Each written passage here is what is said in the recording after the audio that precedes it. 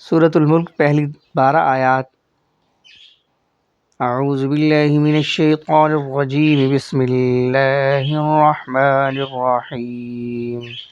تبارک الذی بیدہ الملک وہو علی کل شیء قدیر۔ بہت بابرکت ہے وہ اللہ جس کے ہاتھ میں بادشاہی ہے اور ہر چیز پر قدرت رکھنے والا ہے۔ الذی خلق الموت والحیاة لیبلوکم ایکم احسن عملا وہو العزیز الغفور۔ جس نے موت اور حیات کو اس لیے پیدا کیا کہ تمہیں آزمائے کہ تم میں اچھے کام کون کرتا ہے، اور وہ غالب اور بخشنے والا ہے۔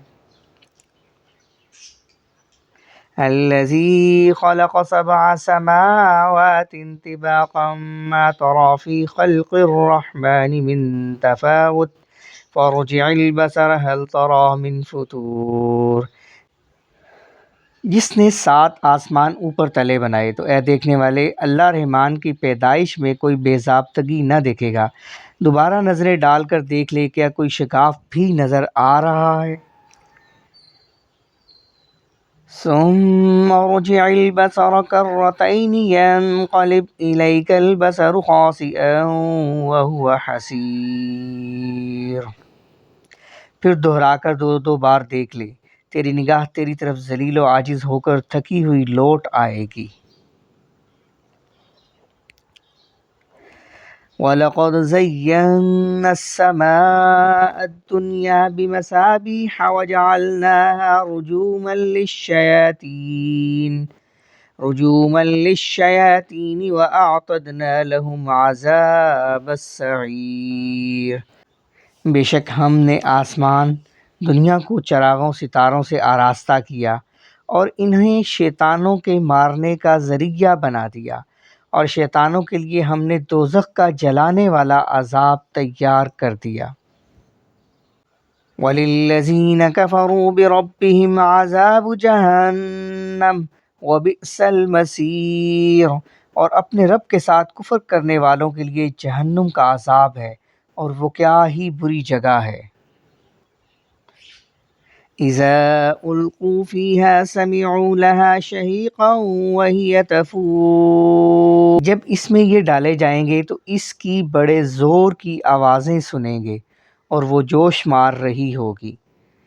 تكاد تميز من الغيظ كلما ألقي فيها فوج سألهم خزنتها ألم يأتكم نذير۔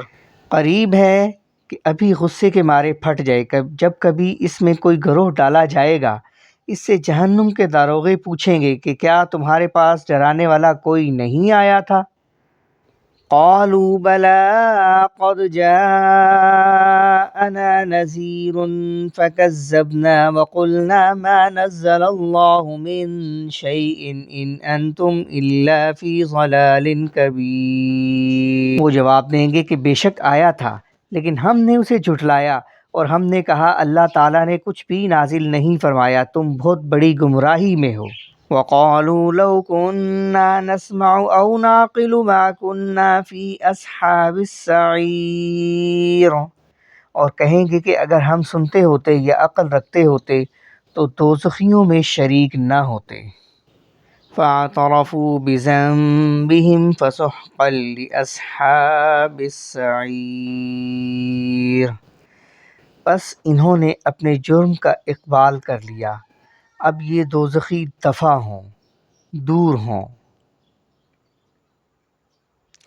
ان الذين يخشون ربهم بالغیب لهم مغفرة واجر کبیر۔ بے شک جو لوگ اپنے پروردگار سے غائبانہ طور پر ڈرتے رہتے ہیں، ان کے لیے بخشش ہے اور بڑا ثواب ہے۔ صدق اللہ العظیم۔